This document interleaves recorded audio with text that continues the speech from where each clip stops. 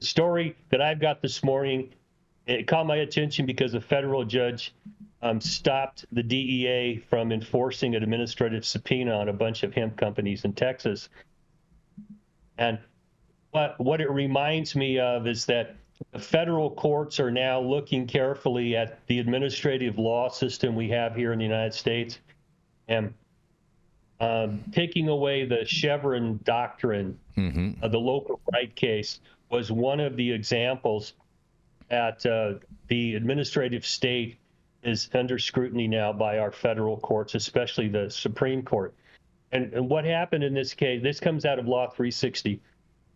What happened in this case is that some case agent in the DEA decided he was going to issue administrative subpoenas to a bunch of hemp companies in Texas, and it looks like they're primarily retail companies.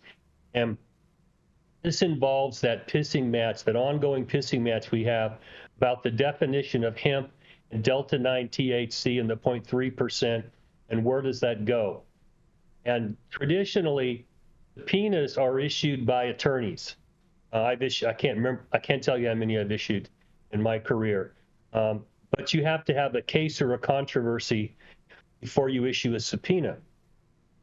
Now, in the administrative world, you're allowed to issue subpoenas if it's within your administrative agency's regulatory authority, and then there's typically pretty strict limits on what you can subpoena. Now, in this case agent issued an administrative subpoena looking for names, addresses, telephone numbers, banking information, a whole host of what otherwise would be considered private information. It's not your business.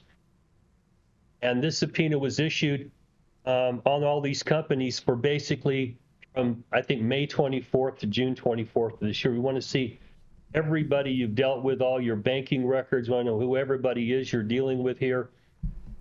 And the companies hired an attorney, and the attorney ran into court and did what we call a motion to quash the subpoena, to stop it.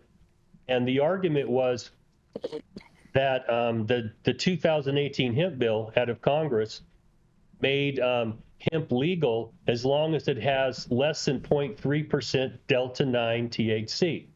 Okay, and here we have that organic chemistry definition at the 9th bonding site. We have the THC part of the molecule attached.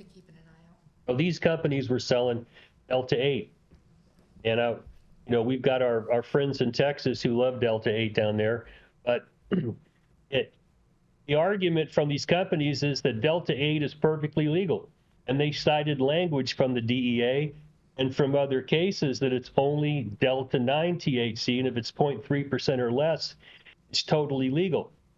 So what they pointed out to the judge is that these people are on a fishing expedition, and they're looking for information that's protected by the 4th and 5th Amendment of the Constitution, and the judge stepped in and put a stay on these subpoenas. You don't get this information until we have a full-throated hearing on this. And I've done many of these before, motions to quash, where somebody wants, I typically represented companies, or a lot of them were physicians, and somebody sent a subpoena for a bunch of information that didn't have shit to do with the case they're claiming it was for. And you go in and you ask the court to quash it or severely limit it. And the other thing they pointed out is that they called this case agent and asked him, do you guys have some particular case you're working on here? He refused to say anything. Typically, you can't issue a subpoena unless there is a case or controversy, okay, which means in the administrative subpoena world, the federal world, you have to be looking into criminal activity. And he couldn't point to any criminal activity. This was really a fishing expedition. Okay. Now, this is just the preliminary part of this. And it caught my attention because a court stepped in and said, no, you're not going to do this until we have a chance to hear everybody's side of this. But it also points out that a spotlight on what administrative agencies do and have been doing for a long time. And the DEA is just another administrative agency. And they're trying to gather information about people that, quite frankly, they don't have a right to go looking for.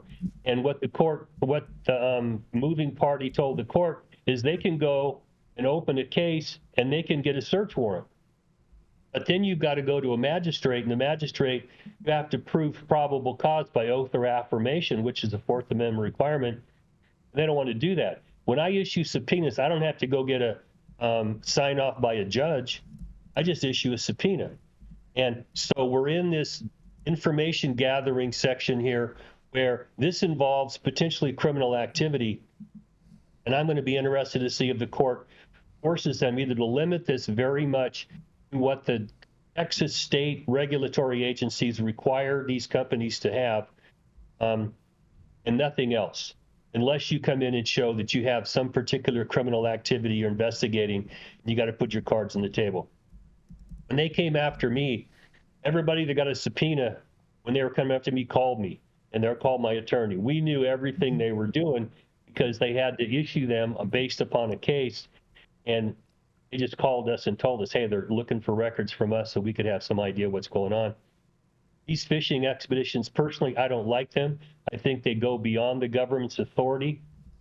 There are ways to get information, and they typically involve you go to a judge and you swear an oath or affirmation. I have probable cause to believe somebody has done something and it's at this place, and then you get a warrant that describes the place you're going to search and the person or the items that you're going to seize. So I'll be watching this as it goes forward, but it just was a reminder that we have an administrative state in this country that I think our Supreme Court is trying to rein back in and put under the control of the real courts. I'm going to throw this back at you guys. What do you think about this? Very, very, very interesting, Dale. This whole situation. I do agree with you that this is gross overreach by our government and judicial system overall, and how they are trying to do this. So overall, I am happy with this judgment, because it definitely seems like some overreach, without a doubt. And we see it not just in our industry. We see it across the board. Yeah, that's what I was gonna say. That's what our government does, is overreach. Man. Yeah. Good morning, Yarrow. Yes. Oh, yeah. They're doing a lot of overreaching instead of reach arounds, Yarrow. Right? Mm-hmm. Don't reach around. You guys have your heads in the gutter while I've got my mind in the clouds. Oh boy. Yeah. Y'all coming in here dropping bars, okay? Mm-hmm. Yarrow, your head doesn't reach the clouds. That's too high. It does when I exhale those clouds. Ooh. Little low-lying smog. All right, I got you. Okay. Yeah, government overreach. I mean, shock. I don't know what the actual courts are going to do, or that they're going to do much better, because, I mean, I think this is a financially motivated pissing match. I just want to know if it goes up or down a rope. Yeah. Up or down the rope. Is that what we're saying? Rope, I hope. Mm-hmm. I mean, I think I'd like the judge to spank them and issue some rules here about limiting these administrative subpoenas, because this guy that issued them, I don't think he's an attorney. I think he's the DEA case agent. I've issued them because I'm an officer of the court, and I'd like to see them rein some of this in. And if you really think you have probable cause to believe something's been done wrong here, then step up and follow that course. Don't just go looking for people's names. They want to know how much people were paid, and PayPal and stuff like that accounts. Like, no, you don't get that kind of shit. And probable causes is extremely vague as far as how it's written for law enforcement to be able to say that they have probable cause. Like, it could be they found a sticky note somewhere that said X, Y, and Z, and that could be their probable cause. Well, it could be, but you've got to put it in writing and take it to a judge.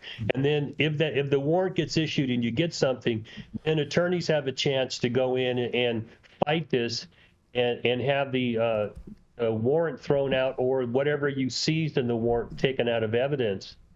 So there are some controls, and they're trying to get around those controls. They don't want someone to be questioning what they're doing. They just want to do it. And so now they're in the sunlight of the courts, and let's hope courts limit this very much.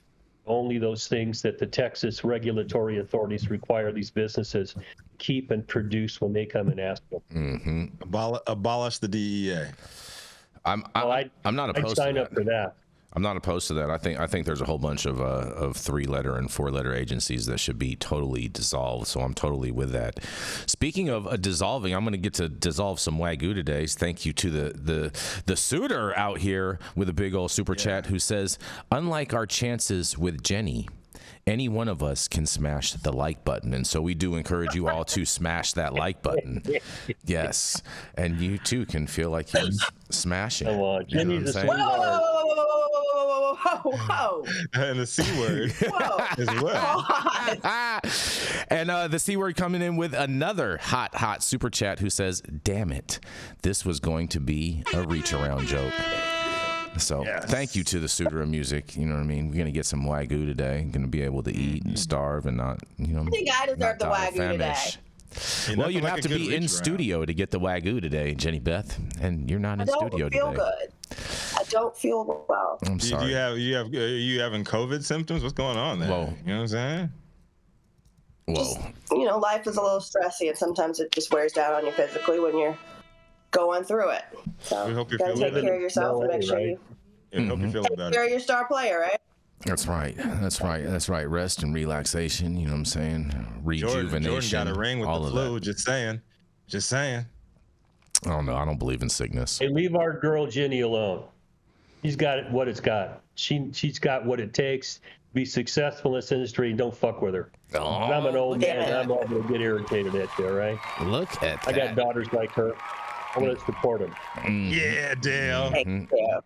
You know, Dale. so Fair that enough. was an off-color joke. It was appropriate to the show.